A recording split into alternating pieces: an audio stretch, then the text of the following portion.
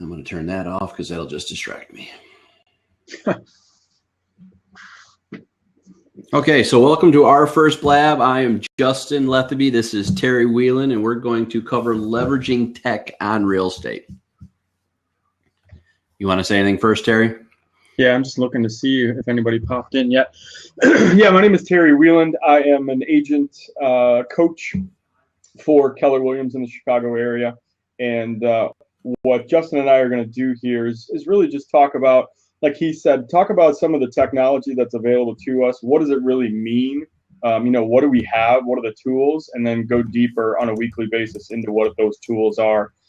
Both from Justin, from just an overall knowledge of what he's doing with his training, and then what I see the agents that I coach and that I work with. How are they using this to be successful? So, yeah, perfect. And again, I'm a trainer, CE instructor, technology coach, own website, all that kind of stuff. And yeah, the whole goal for us here is to get you guys to.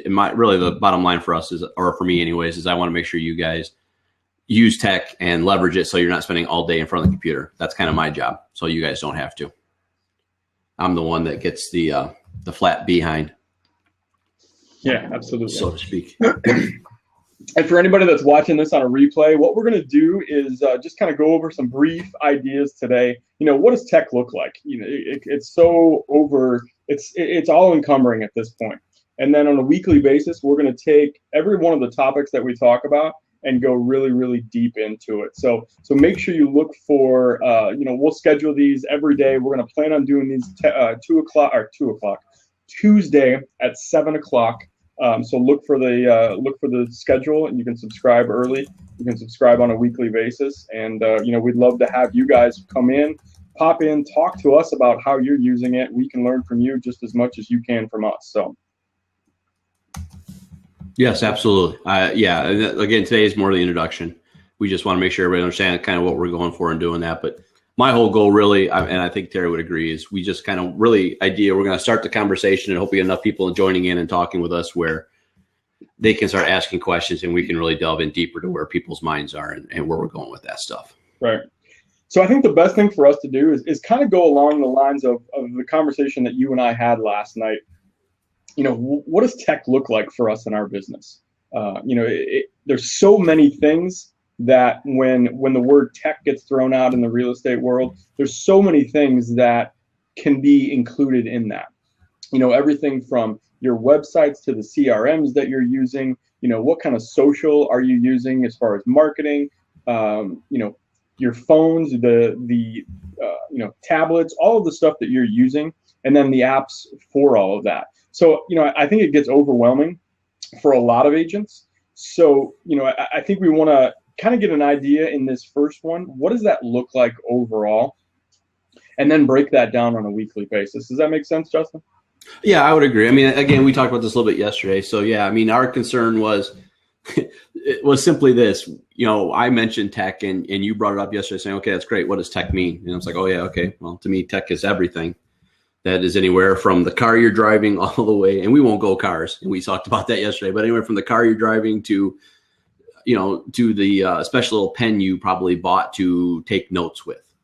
Tech is a very robust thing, such as computers, laptops, as Terry was saying, all the way to your phone, how to use that, your cameras, websites, CRMs, whatever it takes to basically make your life easier. So again, you guys can do what you are doing, and that's selling and getting in front of people.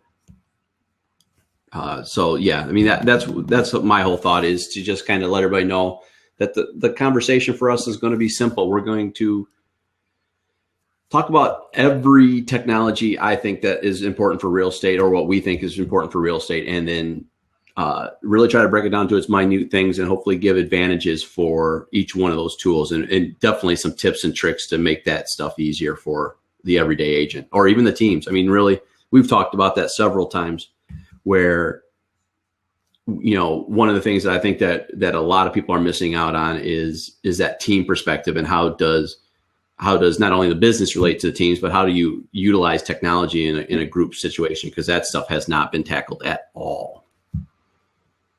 No, but I mean, in a team situation, there's a lot of things that technology can do to make that whole thing much, much simpler as well. Oh yeah, absolutely. And that's the whole thing. I mean, there's so many tools out there today, even that's just built straight into your devices, where you can have group conversations and group tasks and put that in there. That's already built into things that you already have without purchasing anything to make that together. But most don't. I sat at a rebar camp yesterday, and everyone was trying to figure out how to get these conversations going, and really no one had a real strong idea. And these are hitters. I mean, these were big teams that are, multi-million-dollar company, brands that were out there that really had no strong feeling on how to make that happen. Right. So tell everybody a little bit about, what you're doing, what your website is based on, what the training and the coaching that you do at this point is. What are some of your niches inside of this niche that really is tech in real estate? So the niche inside the niche, the nest inside the nest. So for me, again, I'm an instructor. I've been I was calculating this out the other day. I have been teaching technology for 20 plus years. Basically started in 1995 when I was teaching engineers how to use computer-aided software, which is not important for this, but grown to do a lot of different technology. But what I have done in the last 8 years of business is really focused on realtor-based stuff. So I'm a contract trainer for our local MLS, which is called MRED. And I teach all different organizations and real estate companies on how to take advantage, and agents on how to take advantage of the MLS systems. I am also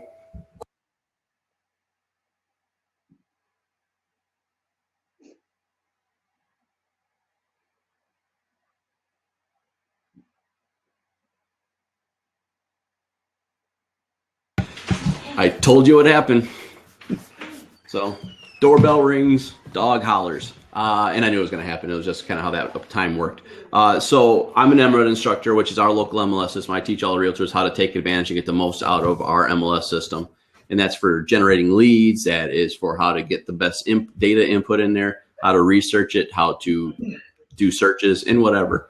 I'm also a licensed CE instructor, where I'm actually now building my own list of personal CE classes. The first one I'm building right now is the 5 steps to internet marketing, to successful internet marketing. So I'm going to show everybody how to take the 5 important steps to get that done.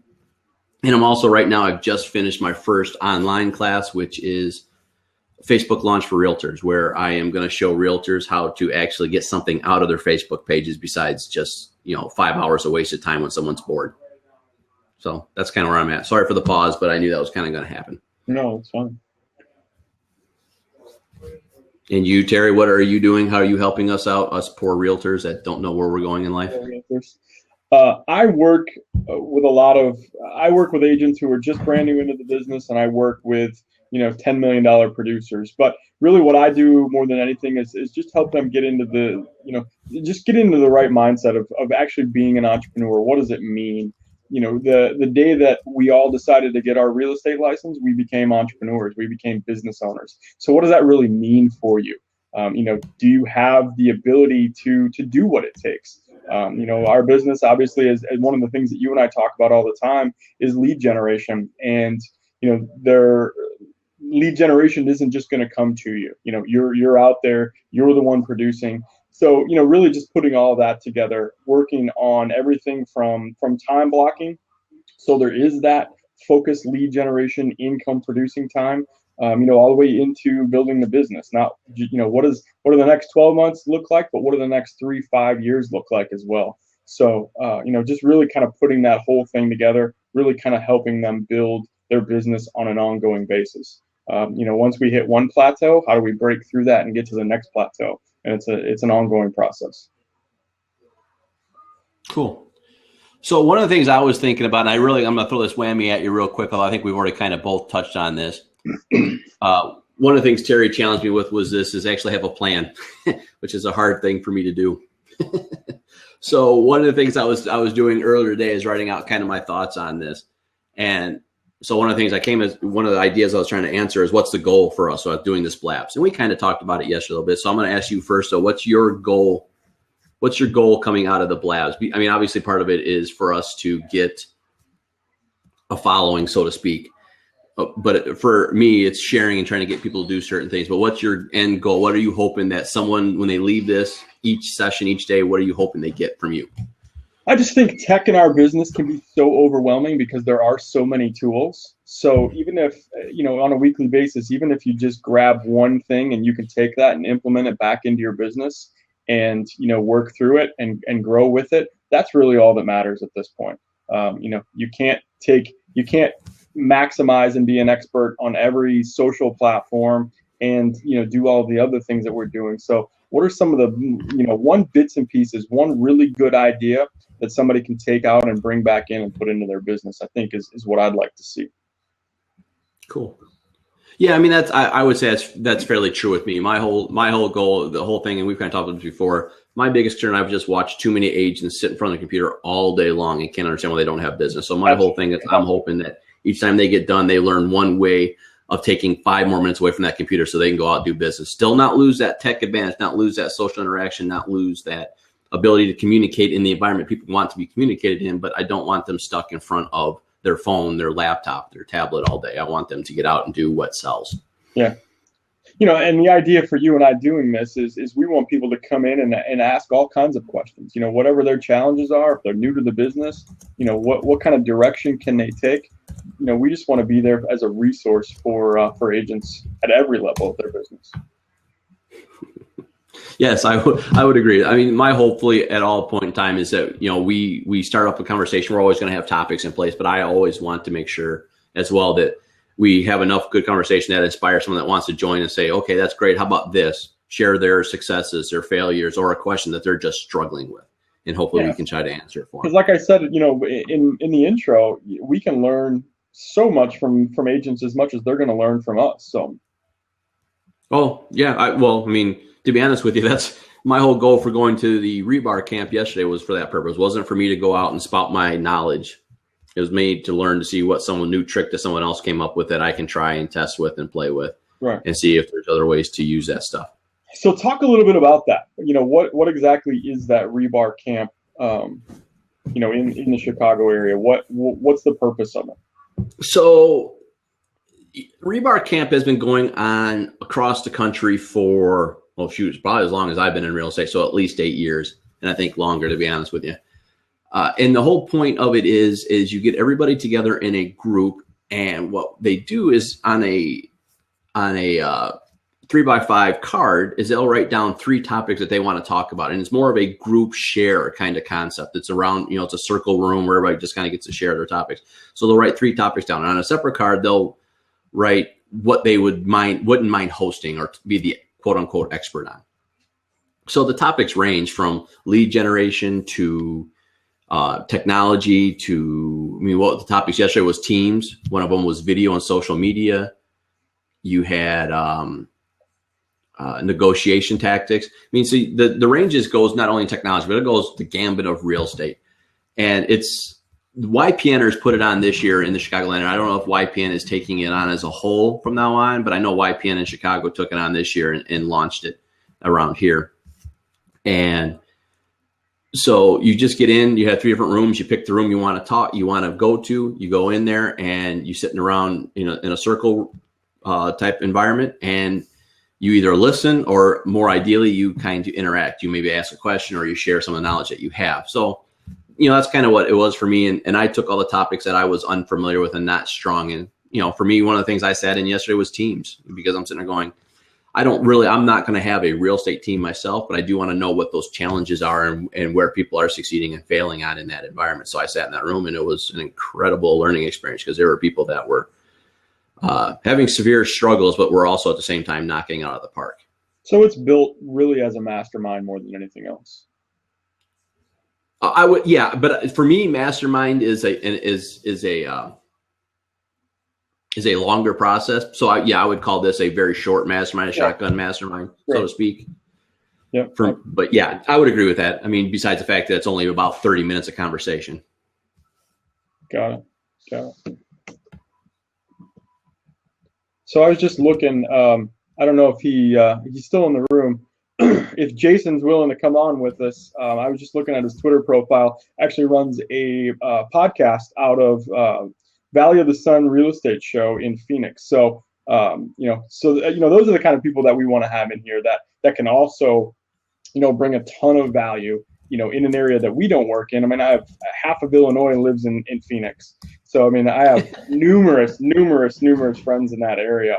But I always want to hear, what kind of things are you guys utilizing in other parts of the air or other parts of the country? What's working? Are they doing something cool with Facebook that we aren't doing here that seems to be working? Are they leveraging social somehow?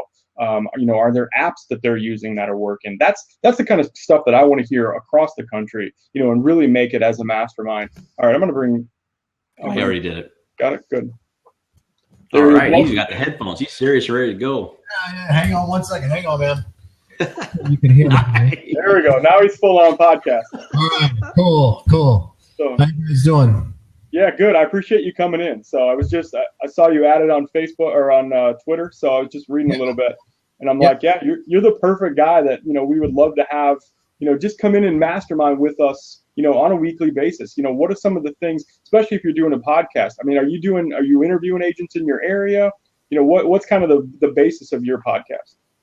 Okay, so great question. So my podcast came to me when the downturn in the economy, and everybody was talking about when we passed this law here in Arizona, SB 1070, the immigration law hit a hot button with the entire country.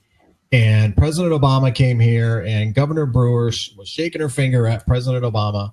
And everybody in the country was talking about how real estate is going to plummet here in Arizona, and that everybody's going to move out and boycott Arizona. We're going to lose the Super Bowl and all this kind of stuff. And I said, whoa, wait a minute here. We got to hold the horses here a little bit, because what people are talking about in New York, Los Angeles, other parts of the country, I could really care less. I want to have a voice for Phoenicians to talk about real estate here in Arizona. So that's where the idea of the podcast came from. Now, I do have realtors that do come on and do the podcast, but I'll be honest, that's like pulling teeth, man. Yeah. It would be pretty easy, but most realtors don't want to do it. For one reason or another, they're afraid they're going to get stumped on a question, or they're not going to know the topic that we talk about. And I give a week, at least a week, head notice about, hey, you pick the topic. What are people talking about out there? What are the trends are you seeing? Do you stage a home? Do you not stage a home? Is flipping still a big deal here in Phoenix? That sort of thing. And give us a pulse of what's happening. And some realtors just don't want to do it. It's kind of strange, quite honestly. But that was the premise for the podcast, and I have all kinds of subject matter. It's about anything and everything related to real estate here in Arizona. I eventually wanted to take it to a online TV show where you can feature listings and things like that. Here comes Blab, right? And I'm always pretty on the edge when it comes to technology and how to utilize it for our business. And so I've been brainstorming about how we can use this technology here to our benefit. And right now, Blab seems to be kind of a new thing, and nobody's really quite figured out how to use it for our industry. But one of the things that I'm doing, and I don't know if you guys are using this or not, but I use ManyCam. You can kind of see it in the lower third or whatever. So one of the things that I was going to suggest, and what I'm going to start suggesting with my agents here locally, is that we use this to showcase their properties and get instant feedback from an audience, if you will, as to that property. Okay. And even have other critiques. Like, let's say you guys are both agents, it looks like, or at least I think, Terry, you are, and I don't know, Justin, if you are or not, but you are. Yep. So you could use this to critique one another on your listings, if you will, and showcase those, properties, showcase maybe a video, really turn this into an online TV show, I guess, so that's what I've been kind of experimenting with, because I think Blab has a unique audience because it's interactive like this. I mean, you called me out, I get on, right? Where Periscope and some of the other live streaming deals don't really have that. They're kind of one way kind of street for those kind of live streaming things. Right. the agents that I see right now are using, Periscope as a tool to walk through their open house. Or, instead of doing a YouTube video, they're taking Periscope and they're walking through, they're just doing a walkthrough of the house and, trying to gain a following that way. That's what we were having this exact same conversation yesterday, Justin and I, is Blab is, obviously unique. So how can we bring that in and leverage it, kind of along with exactly what you just said, what are some of the ideas that we can do with Blab that people can get that feedback immediately? Yeah. So one of the things that I was, we have here in Phoenix, we have tours, bus tours, where agents will get together. A title company usually sponsors the event, and you'll have like 6 or 7 agents, and they'll tour each other's listing, and then they'll critique each other's listing, and give some feedback as to, hey, it's overpriced, or you're going to have to market it this way, or showcase this, unique feature about the property. You could do the same thing with this. Right. Exact same thing with this, and have that critiquing session with other agents, not only in your area, but across the country. So that would be one way that I would say would probably be a good use of this. And I think the general public would like to see that. Yeah, go ahead. I was going to say, I think the general public would like to be a fly on the wall and hear what realtors have to say amongst each other. It's kind of like hearing 2 attorneys talk up at the judge's bench. You know what I mean?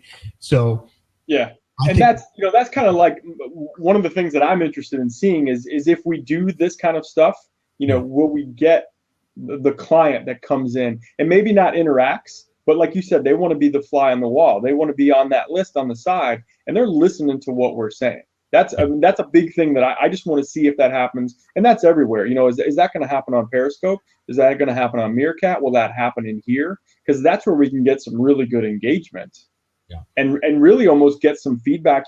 We could turn some of this into almost like a panel where we start bringing in. Maybe there's 2 of us, and then we have two people who are either potential clients or have purchased recently, something like that. We can really kind of talk about what that process looked like for them. What did they like? What didn't they like? What was useful for them, even from a technology standpoint? Did the agent, give them their mobile app? Was that functional for them? Did they like that? Or did they find something on Facebook? Whatever that was. I think that would be amazing engagement if we could get that. Yeah. Do you guys are both in Chicago, right? Correct. So I just got off of a Blab, if you will, from a gentleman named George. George Cuevas. He's there in Chicago. He takes pictures. He does a lot of real estate photography and stuff. And we had this discussion earlier today, and we're actually going to put that together. We're going to do that. We're going to have like a weekly kind of deal, call it like a real estate roundtable, if you will, where we come in and do things with agents, such as showcase their properties, not necessarily talking about marketing, although we will talk about marketing and how to use these platforms to gain an audience. With my podcast, I get leads from it. I do get downloads, and I've gotten people or received phone calls from people who are moving here to Arizona. I just closed a deal last month from a gentleman moving from Colorado to Arizona who listened to my podcast. So it does work. It's not. I think part of the struggle is that, number one, it's a lot of work, and number two, it's not instant gratification. It's not like a mailer that goes out and you immediately get phone calls 3 days later. Right. Social media doesn't work that way, unfortunately. Right. So, although I guess it could, I'm just not good enough to. I haven't figured that out yet when it comes to real estate. Most stats tell you that it's about a 12-month incubation time from an internet lead. So, it's going to be that kind of how it is because you're the early bird lookers. Yeah. And that makes sense because that's about. I've been doing it 12 months. I've closed 2 deals from it. I've done YouTube videos, things like that. I've closed deals from those videos that I did years ago.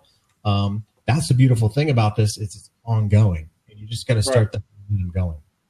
So how are you taking, whether the previous YouTube videos or the podcast now, how are you taking that and then marketing that on social or whatever? Where's your placement on that? That's that is that prospecting piece of it. So all social media. This is where it becomes a lot of work, and then tagging it and putting out the right headers and titles and catchy little things for it. And then when I do get somebody that engages, I engage back. So you get that interaction with people. Right. And then on my email, for example, when I email people, I have in my signature, my email, hey, I have a podcast, take a listen to it, have a little call to action in the email signature. So any and everywhere. And then I tell everybody that I do it. Everybody, friends, family, everywhere. And just like as a real estate agent, when you say, hey, I'm an agent, if you're looking to buy or sell, I'd love to represent you.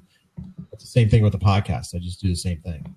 It's a way for me to talk to people without actually having to talk to them. It's a way for them to validate who I am and listen to me and get to know me without having to get to know me, I guess. Yeah, absolutely. If that makes sense, Absolutely. Are you weekly at this point with the podcast? That's something that some people say, you need to be consistent with it. But my whole philosophy is just do it and just get it out there. So I'm not weekly. I've done like 52 episodes. I got to do a few more, but I've gotten kind of involved here in Blab.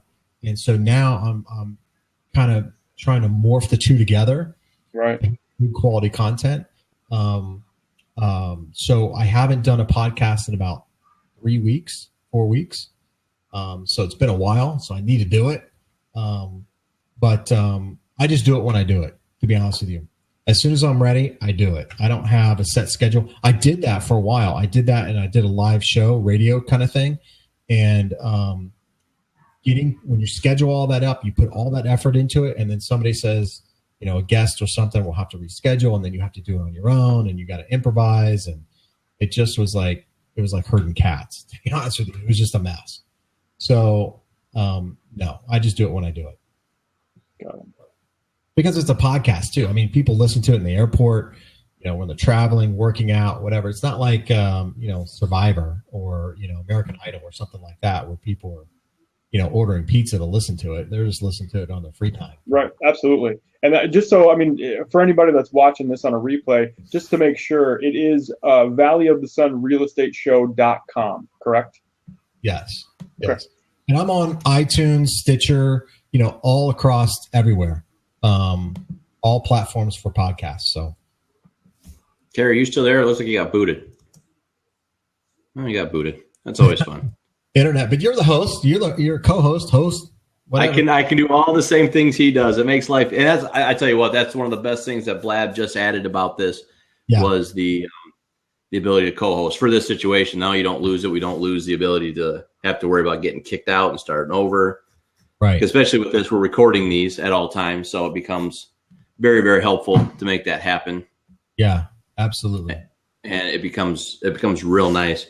So you have seen. So what do you use for podcasting? Are you using Libsyn as your host, or how are you doing that? Yes, I'm using Libsyn for my hosting, and posting it up on there, and then it automatically kind of puts it everywhere. Now, when I started that out, my wife hated me because I was always, posting it to different links, backlinking things, different web pages, and there seems to be just a host of websites that would pop up and say you can host your podcast here, and then a week later they'd go under, and so then you're redoing it, and it just is. It's kind of a mess. So I went to Libsyn, and now I'm on SoundCloud. I think Spotify is going to start hosting podcasts. Yeah. So it's starting. They've worked with the big ones early on. Yeah, it's starting to grow. And then this platform here, this is seems to be kind of geared toward podcasting a little bit. It's kind of well. Now, have you paid attention? They just sent an advertisement out yesterday, or actually it was today. On the 8th, they're doing basically a podcast day here online. Yeah. So for like 4 hours, it's basically invited for all podcasters, and you're going to get some of the big ones out here doing all the same stuff. And have you hosted yet on here? I did one once just to kind of, get my feet wet for and this is about, I don't know, 3 weeks ago or something like that. There's so much going on with, if you get a big audience, there's a lot going on. So having the chat on the side there and, trying to keep on topic and be entertaining and do all the things you got to do, you really need to do a really nice show. You need a co-host. Oh yeah, absolutely. The best ones I have seen so far today that I've been doing Blab are doing things like similar to what me and Terry are doing, where you have somebody to bounce off of, especially when you're trying to gain some of that energy right off the bat. But two, while someone like me is talking, someone can be paying attention to the chat box and writing back and forth and encouraging other things, getting people to come in and do that kind of stuff. So all day long. The only thing I was going to mention too is if you actually, I'm not sure you're aware of this now, but if on Blab, if you record it, it will, when you're done, you'll basically just kick yourself out, and then it will send you an email back within probably about an hour, depending on how long the data is, with a video stream and an audio stream. So you could and it's an MP3. So you could quite literally just either, I don't know what tools you're using for podcasting, but you could literally just post it into Libsyn, or you could come into Audacity or Audition or whatever you're using, and then, do a little tweaking here or there and pretty much publish it straight out.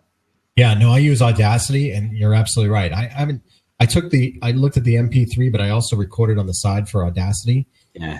So I don't know. I've heard like stories whether or not the audio quality is very good on Blab and stuff. So I just recorded it from Audacity. No, and I think it's always good because you get to add you get to add that little extra stuff, right? You get to add your intro and your outro and all that other stuff. If you just do it straight from here, you're only, which isn't bad, but you're only getting this. Right, and we're novices too, right? So I'm still kind of getting my feet wet on how this thing works and interaction and all that kind of stuff. And remembering your call to actions and right. There's a lot going on in their head. And then they add the chat and everything else. And when I first got on here, they didn't have the different segments in the chat of all mentions and questions. It was just chat. It was just like crazy. I'm like, there's no way I can handle that. Now they've done a nice job of separating that out where you can just click on questions and let somebody else kind of handle the comments and stuff like that. So no, and I do like that stuff, and it's a good thing. And I'm trying to teach myself. I got little reminder sheets to sit there when we get enough people to sit there and say /Q, ask your question. That way we'll have it tagged properly. Right, exactly, because it's so new. Nobody really knows to even do that. Yeah, that's the question. Right. So it becomes one of those interesting things and a very interesting challenge. So I guess one of the questions I have you, because one of the things that I've always been debating, and I'm really fighting to doing the podcasting myself, and this is kind of like my entry point into this. So I'm kind of going the other way you are. Yeah. What are your topics? So how are you doing it from a realtor perspective? I mean, are you just covering the gamut? Are you treating this like a blog and you're just doing it in an audio format? So, I mean, are you doing about the area, stats? I mean, what are you kind of covering? Yeah, I don't do any stats because I want the podcast to be long lasting. So if somebody listens to it a year from now, they don't really care what happened in 2015 September stats. They could care less. Unless it was a total just killer point. Right. It's just totally obvious. Now, so the thing that I kind of, and this is a good talking point for you, get on Trulia or Zillow and get in the questions and see what kind of questions are being asked of customers. Oh, that's a good point. I haven't done that in a while. That's a good point. Okay, those are your talking points. Find out what it is that is relevant for your area. Maybe it's how do I get my basement dry? Whatever the case may be. Maybe there's a rate hike in electricity or gas prices or something like that. You're on. You're back on. My Wi-Fi cut out for a couple minutes. No worries, man. No worries.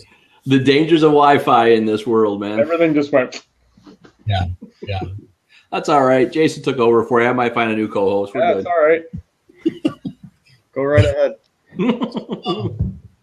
So yeah, I get on the local Trulia and stuff like that, and those are my topics. I figure out what the hot buttons are at that time, and then kind of talk about those. And that's a good call. And I forget that all the time. It's we were talking about this yesterday. Sometimes it becomes crazy. You get so laser focused on what you're doing, you forget sometimes, which is what I like about the Blab. You forget sometimes that there's other ways of looking at this stuff. Right. And I know that Trulia data is out there, but I can't tell you, it's been probably 12 months since I've gone back in and looked at the comments and the forums in there to find out where the hot topics are at. Here's the other thing that I do too. I set up in Google, I set up a Google alert. So I get emails of all the top stories, and you just put in, type in a Google alert or whatever, and then you can set your topic, and then it'll email you for whatever it is that you have an alert on. So if you do Chicago real estate or whatever, then you'll get all the top articles related to that, and you might start seeing some trends there. Some companies may be moving in town, and you might see a jobs report or something like that, and then you relate that to real estate, and that would be your topic for that particular podcast. It's a good idea. Absolutely. Yeah, I've got a ton of Google alerts. I've actually got to clean some of that junk up. And then that's the thing too that I think we get stumped on, right? Because I've kind of run out of some ideas for my topics for podcasts and what to talk about and what people really want to hear. I still, to this day, hear people saying you don't need 20% down to purchase a home. And so there's still a lot of misinformation out there that we in the industry kind of take for granted. So you almost got to kind of take a step back and just dumbify things a little bit to bring it down to where things I think that are so obvious, but to the average consumer, they have no clue about. And so revisiting those things sometimes can be. Yeah, and that's a great point, because that's when we were doing the intro, that's what I was talking about. As far as the tech world, there's so many things that could be included in tech, but we can't overwhelm the client because of what you just said. There's so many things that we take for granted that we think is just common knowledge. That's not.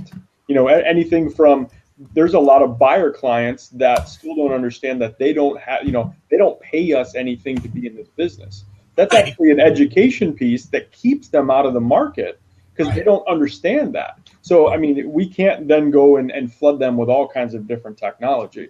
So, in the coaching that I do with agents, it's here are the things that we can take a piece here, a piece there, and then relay that to your client, as opposed to just flushing the market with that stuff. Right.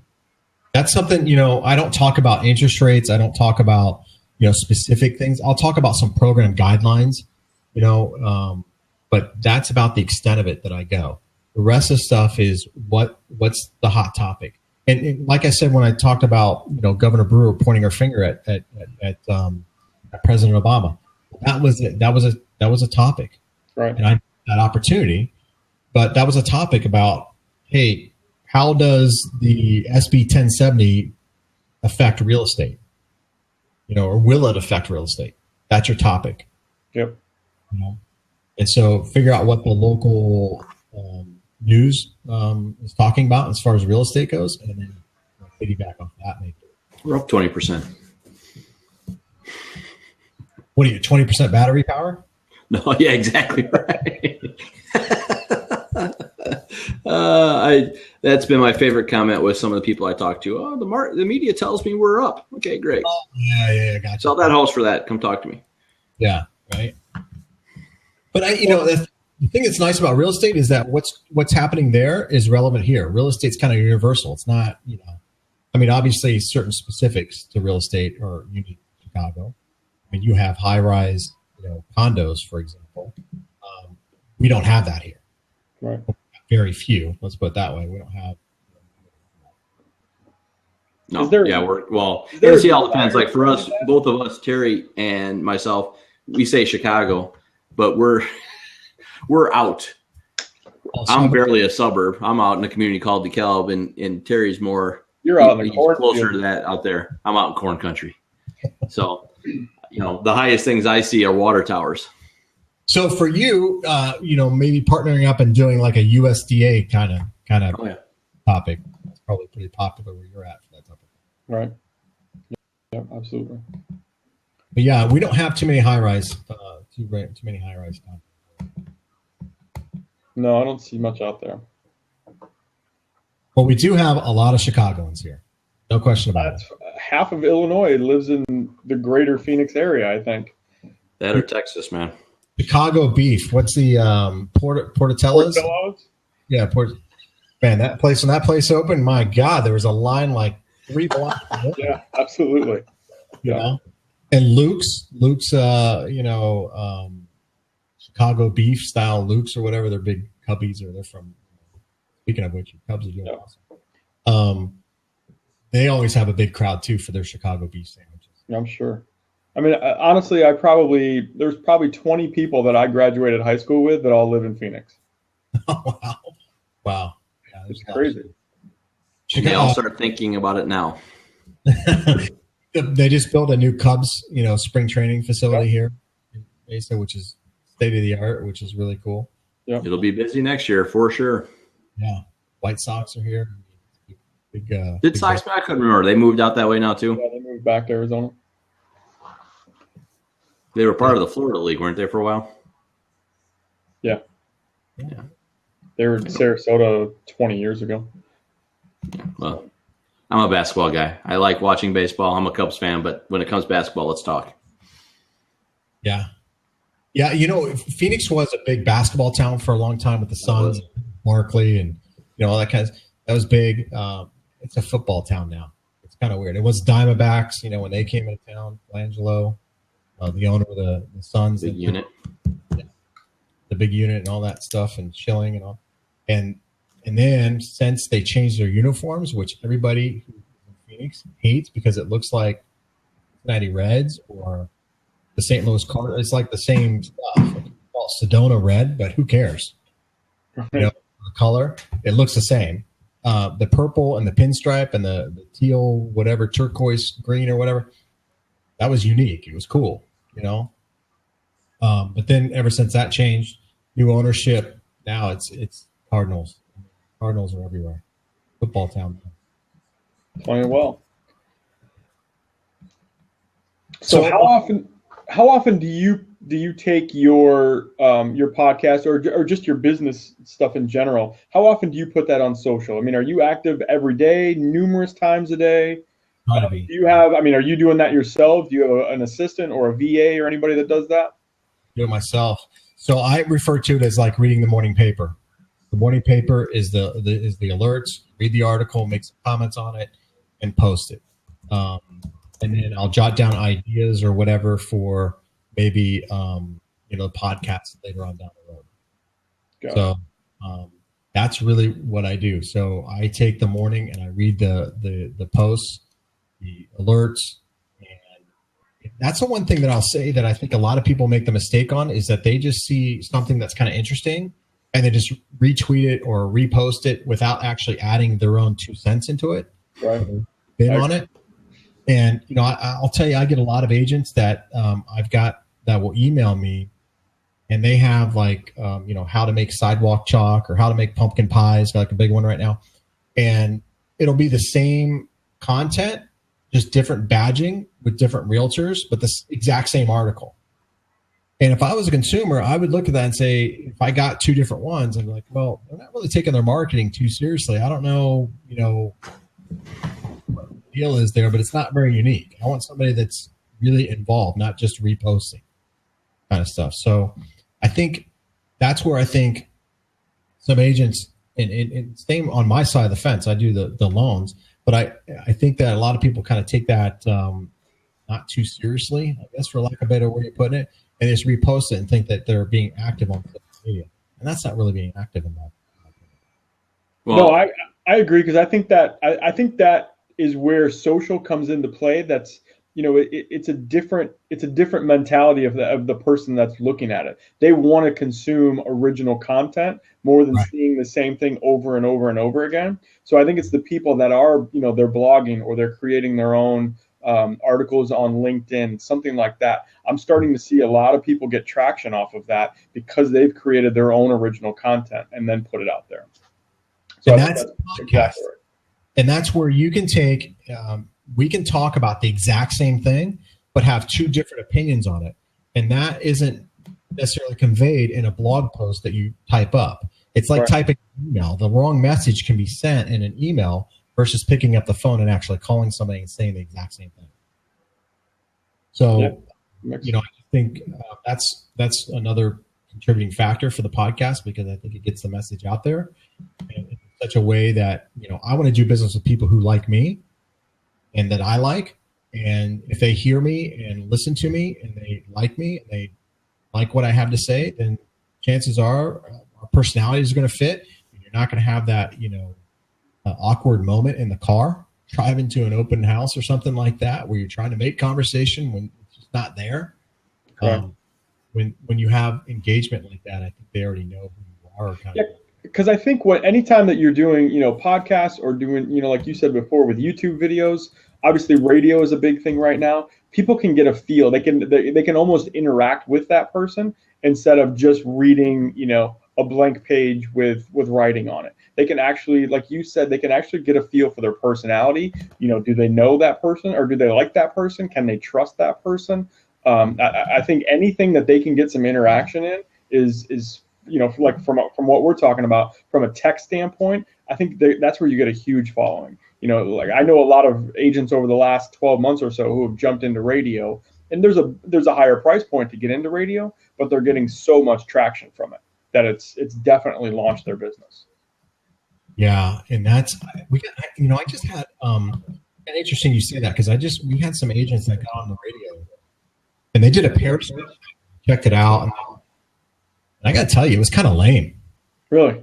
At least these agents. Now, I'm not saying that about all shows or anything, but these agents were like, "Hey, just call me if you need me to list your property," or like this call to. It's like, well, what are you guys talking about here? You haven't given anything yet. Yeah, you haven't given anything. Why should I call you? And They did super open house is what they called it. And some lady called in and said, "Oh, I've never heard of a super open house. What is that?" "Oh, that's where we market your house, and we just put a lot of super hype into." I'm like, man, that is like corny. I didn't get it. Right. They were. It seemed like they were begging for the business through the radio because they are spending so much money. They got to justify it by getting some reaction. They were asking, "Hey, please call if you're out there listening. Please call us with any of your real estate questions." Oh, and it didn't seem like they were well prepared for it. I think this is better than radio. I got to be honest with you. I think this is way better because it lasts forever. It's free, and you can do your own thing. You don't have to break for commercial. If you're getting into an engaging conversation, it can continue, and you can roll with it. I 100% agree. Absolutely. Because I think the one thing that you said that I think it makes perfect sense is because they know that they're going to get a bigger audience, they're willing to pay the money for the radio, but you still have to bring value. In anything that you do, you still have to bring value. So, going back to what we were talking about a little bit before, when the conversation that Justin and I had, you got to have some sort of preparation going into it. Like you go on the radio, you can't just wait for somebody to ask questions, especially if you're not prepared, because what if somebody asks you a really good question and you're kind of a so-so agent? They're going to make you look like an idiot on national radio or on radio, period. So I agree. I think this is a totally much better platform long term. And have your, if I were to do a radio show, I would have the topic, right? On today's program, we're going to talk about short sales. And if somebody calls in about foreclosures, hey, that's for another, I appreciate the question, blah, blah, blah, whatever, deflect it and stick to the topic. Right. And then, if you get enough questions about, or people wanting to know about foreclosures, then you do a segment on foreclosures, but the problem with radio, it's kind of, I call it the flash in the pan, right? You get some traction with it, and some people, look forward to the show the next week or the next day or whatever it may be. But it's not. When I did the radio, it just was too regimented for me. Mm-hmm. And it didn't allow for some freedoms. If I needed to go on instead at 12 noon, if I wanted to do it at 12:05, I could do it at 12:05. Well, on radio, you're shit out of luck. Excuse my French. Exactly. And it costs you money. And then you got people pissed off at you and all kinds of, it's just a mess.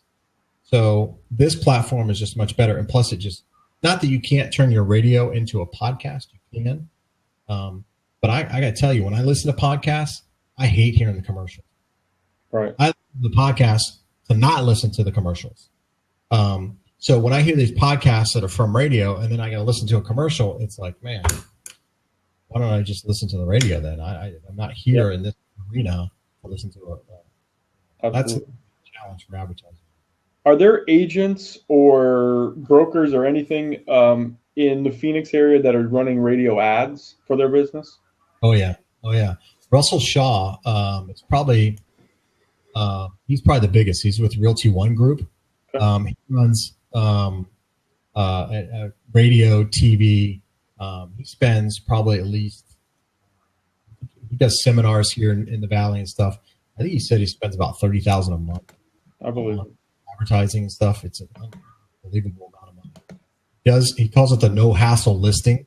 If you don't like me, fire me. Right. You're in control. That's kind of his little elevator pitch kind of deal. And he gets a lot of traction with it. He really, really does. But his key is that he prices every home in the industry. He prices every home about 10 to 20% below fair market value. Sure. He'll sell your house in 30 days or less because it's undervalued. Everybody in the industry understands that. But the average consumer doesn't get that. When they want to sell a house quickly, they call Russell Shaw because they don't know the market. Right. Yeah. Yeah. We have an agent in Chicago that, she's on, she's the I forget exactly how they term it, but she's like the go-to agent for ESPN radio in the Chicago area. And I think she's on 3 or 4 different stations like that, where she's the agent. If I was buying a home in the Chicago area, that's who I would be using. But her thing is, if they don't sell a home for a certain price in a certain period of time, she'll actually buy the home back. And it's the exact same thing that you were just talking about, where it's all based on where she prices it. And, in order for her to buy the house back, it's got to be priced 30% below market or more. So, but people don't realize that. They hear Amy's going to buy my house if it doesn't sell. I'm calling Amy. Well, there's a topic right there. Yeah. Right. There's a topic. Yep. How to price your home right, and who to use to price your home right. Right. Another one is Doug. He's with Red Brick Realty. He was part of the that TV show. I think it was on Discovery or something like that. That was here in Phoenix about the flipping houses. What's his name? Doug. He has now a radio show that he does on Saturday mornings. I'll pay cash for your house, any price, doesn't matter. But he doesn't say how much cash he'll pay for your house. Right. Exactly. So same kind of thing that he does, and he buys and flips a lot of properties. So that's a thing that's in the marketing world, which I believe that we actually are. I think we are marketers first, and the byproduct is real estate. Oh, absolutely. And so their marketing genius is that they put this little elevator pitch, is what I call them, together, but they don't tell you the whole story. But they tell you enough of the story to get you intrigued to where you buy into it before they even say anything else. Right. Hey, cash your house, close in less than 30 days. Okay, that's okay. I need to sell right now. Let's do it. I don't care. Let's do it. And there's a niche for that. There's a lot of people, though, too, that want the highest price for the home. And there's a niche for that. Mm-hmm. And so the key for us is to figure out how to market if that's our audience or that's what we want to go after. And we want that challenge of, setting the price, if you will, on a home. How do we market to those people? And what's our elevator pitch to get those people? And that's a difficult thing because that's a little bit of a moving target. Sure. Yeah, and that's, in the coaching that I do with all my agents, that's the first conversation that we have is, if you can learn how to sell and you can learn how to market yourself, the rest of the business is going to come, because that's what we are, is if you can sell, you can do anything. I agree. I just wish that more agents would use these types of platforms to promote themselves. Right. I got so many agents right now that just want to do mailers. That's all they want to do. I'm going to buy, and there's so many companies out there. I don't know if you have them there, but we get approached all the time. I get calls all the time. Hey, you want to buy this zip code? It's, yeah, we get the same thing. $5 a month or something like that. And you have exclusivity for this zip code to send out all kinds of mailers, and we'll give you. Good grief, man. I mean, there's companies making some big bucks on that. And when this is much more, doesn't give you the instant gratification on things, but I think it's a lot more effective long term. Yep, I totally agree. Well, it's definitely a longer term solution. Buying zip codes, they're not going to follow up. They're not building the relationship you're building.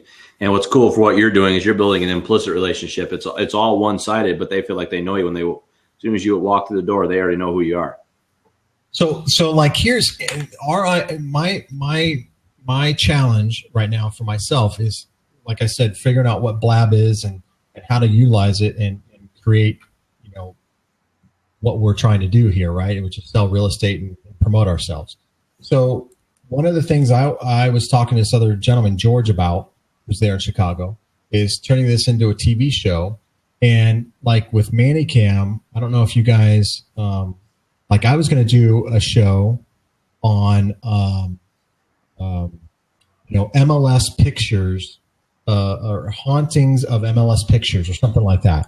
And so, because it's Halloween and all that kind of stuff, right? So this is what I was going to, I'll show you here real quick. I did some searching and stuff like that online here, and I'll show you here. So I get to it. I got to get to my folders here, so bear with me here real quick.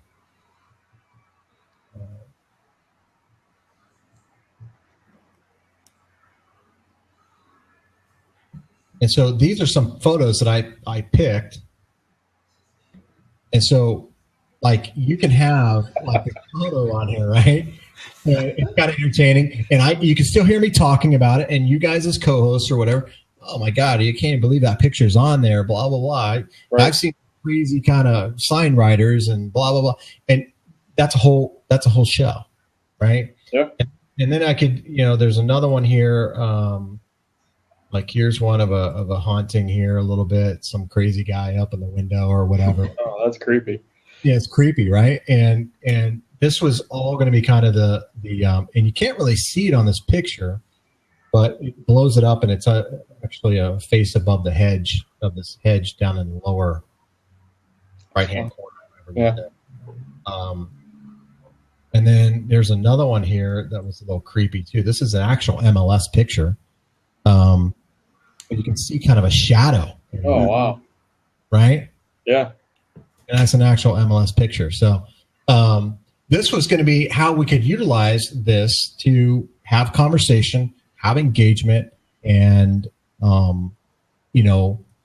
talk about real estate, but not necessarily sell ourselves in real estate. Right. So, yep, I agree. That was kind of where I think we could. And from there you can do all, because I can put a video on here too. If you shoot like a video of an open house or something like that, or a listing or an event. Are you doing the paid version or are you doing the free version? It's free. That's why there's Manicam down here. Yeah, you can buy a paid version, which I know will give you a little more, like you can have more cams type of thing. Yeah, more cameras and stuff like that. Yeah. Now I'm doing the free version right now because it's like, I don't want to. Not that it's expensive. I think it's $90 or something like that. But yeah, it's a one-time fee. But yeah, no, I don't disagree. I think I agree though. I think you can do enough with it without having to pay. Yeah, right. But again, you got to have a co-host. You guys are doing it right. You got to have yourself and one other person, because if you get some people in the chat and things going on, there's a lot going on, and having somebody kind of organizing that and keeping everybody on pace or on cue. Critical, which then gets the followings. Yeah, and that's exactly kind of what I was talking to him about last night. Is my idea was to set this up where I can do exactly that. Because we're focused on the tech piece with this piece, which is his niche. I can kind of be the guide that goes through all this. I can monitor exactly what you just said. I can, he's bringing the content, and I'm kind of leading the way. Yeah, absolutely. We just got to figure out what it is that we're actually going to, how we're going to put it together. Right. Well, you've given me about 10 topics, so I'm covered for a month and a half. When you start to think about it, there's so many things that we can talk about. It's unbelievable. And each one of those topics, you got at least 30 minutes of content in those topics. Yes. And that just assumes there's nobody asking questions. That assumes there's no one in the audience going, what about this or that? So, right. Yeah, that's the whole thing. You plan for, my thought is always plan for about 30 minutes and then plan for questions. Plan for somebody bringing up their own idea or their own thought process on that. And I'm always trying to be a little different in that, like a lot right now in podcasting, there's a big movement about the interview podcast. I want to get the big superstar that I'm going to interview and see how I landed, Kim Kardashian, and I'm asking all these, perfect questions for her and blah, blah, blah. And it's like, who cares? Right. I hate the interview podcasts unless it's, I think like Jimmy Kimmel. Okay, I'll listen to that, right? Adam Carolla, I'll listen to that interview kind of thing. They're very good at what they do. But for the average podcaster, I'm not a very good interviewer. I'm not. Loans for a living. I don't know. That requires skill. Yeah, it requires some skill. And not saying that we couldn't hone our skills in interviewing, a plumber or a roofer or whatever that's related to what we do, but kind of boring. Well, but there's a risk of being good. There's a trick not only for asking the right questions and building that direction, there's also a skill for making sure you're bringing the right person on board. Exactly. I mean, I've watched late night talk show. When you've got that bad person you're trying to interview and it's, yep, nope, I guess. Boring. Very boring. And so I think podcasters try to get into that trap of, hey, I land the perfect guest, and they're going to bring all these followers and all these listeners to me, rather than focusing on the content of what they're presenting. They're relying on piggybacking off somebody else's, followers or tweets or whatever it may be. Yeah, they're trying to grow the list through others, essentially. Yeah, exactly. Yeah. Which is definitely a strategy. I would agree with you, though. It's not a strategy that I really am trying to encourage a whole lot. Right. Because you're trying to build trust in your own environment, and if they're following someone else, that's not a guaranteed transition. Have you guys ever done? I don't know how effective your newspaper is.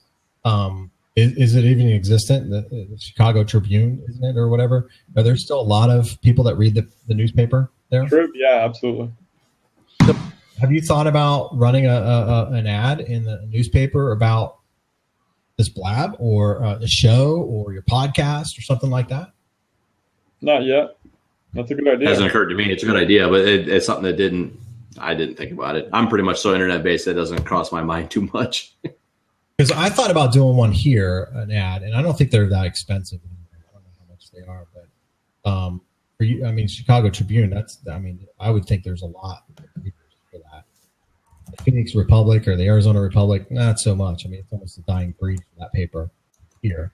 But for the Chicago Tribune, you're getting that's like the New York Times, right? There's probably readers all across the country that read that across the world. That might give you some good exposure. I did experiment with like Craigslist and Backpage. Mm-hmm. It's really hard to track though if those are really driving listeners, people to the website, because it was really hard. I kind of gave up on it because it was one of those things where you had to do every day, and it was kind of tedious and copying and pasting. Well, it's even more challenging. Well, I guess on some of the things you can actually do the links, but Craigslist is getting real challenging about what you can actually throw in there as far as links go. Don't they allow for videos now, like a short little video? I do think they allow for a quick video. I haven't tried it yet, but that's what I've read. Yeah, like a 5-second video or something like that. Or maybe it's Backpage or whatever. But one of the ideas might be to put like a quick little slideshow together and do that. Yeah, for sure. Quick little slideshow of some art that has, your podcast or whatever on it. Throw it out there. I will say this, YouTube, I did this about 3 years ago. Those videos at the beginning that's, you can skip after 5 seconds. Mm-hmm. Yeah. I got real good traction with that. They're called True View videos. You can get a lot of action from those. And the cool thing about those is that you piggyback off of somebody else's success. Right. In there, it's kind of like the Facebook ads. You can, put your demographics in there. You could even do a video for an open house you're doing in a specific zip code, income level, male, female. You can really narrow the thing down at who you want to target in there. And it'll target on the most popular videos for whatever subject that you're picking. So let's say a competitor of yours, another realtor who's very successful, that lady you were talking about, she has a YouTube channel. She has a lot of subscribers. She puts out a video, right? And she immediately gets 5,000 views in 1 week. You can put your skip, as long as she allows for monetization, you can put your video in front of hers. And if you have a good call to action within that 5 seconds, you can draw people off of her video and over to your website or wherever you want them to land. Typically right now is a landing page, what a lot of people are doing. So taking that, throwing, like saying, offering like free list of homes or whatever it is that you want to kind of promote. And you throw them to a landing page that you may have, and they sign up with an email or phone number or whatever, and then you send them whatever it is that you're offering for free. And now you've got this database of people that piggybacking off of something. Yes. Very cool. So, cool. Yeah, that's a good way to leverage other people without them even really knowing about it. Yes. And I got and I spent, I think it was like, wasn't very much. It was like $50 or something like that for 1 month. I got over 2,000 downloads. That's definitely good numbers. Yeah. Now, but I didn't do a very good video, right? It was with the phone. It was 2 years ago. It really wasn't, wasn't high definition. It was kind of crappy, to be honest with you. But if you, and I'm not, some genius of how to, movie trailers are really good about getting you interested in the movie, and then you watch the movie and the trailer was the best part of the movie. I'm not very good at putting those trailers together. You have that call to action to get people interested. So me having 2,000 clicks on that, man, if I would have had some good quality video, who knows what that number could have been. Right. Absolutely. Interesting. All right, cool, man. Well, I'll jump off. You guys, it's probably pretty late there where you guys are at, right? It's 8 o'clock. It's 8 o'clock. Yeah, we're gonna wrap up the here. bewitching hour. Yeah, right. Well, I followed you guys, so yeah, let's definitely stay in touch. And Absolutely. I appreciate you jumping on for sure. So yeah, for sure. All right, cool, guys. And well, I'm going to take off, and I'll see you on the next blab. Sounds good, Jason. Talk to you later, man. All right, take care. Yep, too. Well, so how do you want to end this, sir? That's the kind of stuff that I want to see. Just what are people doing? Like to wrap up what he was doing from a tech standpoint. Just having somebody come in like that who he's podcasting and he's utilizing social to get himself out to get himself out there. He's doing some other things like that last ad on the videos. That's the kind of stuff that I want to have somebody come in and talk about. Those are things like it never even crossed my mind. To run an ad on those videos like that. Like I immediately started thinking about a couple of the big agents that I know in the area who they do a video for every single listing that they have.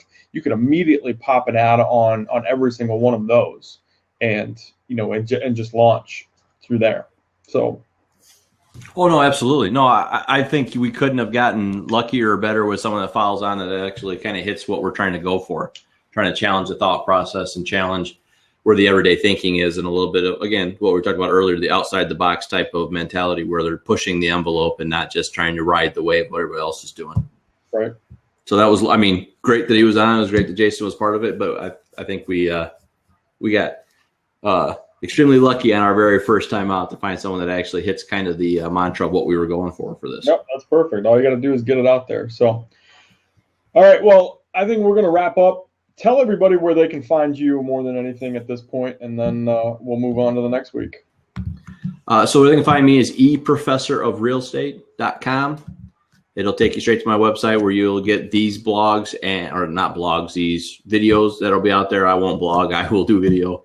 And that's where that information will be. And that's where my coursework sides. And that's where you see all my training events that go on. So you'll see all that from my eProfessor of Real Estate website. All my social handles are there as well. Very cool.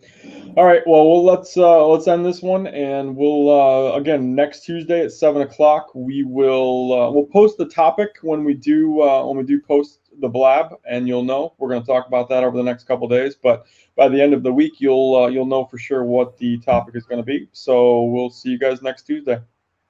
Yep. See you then. Thanks, Terry.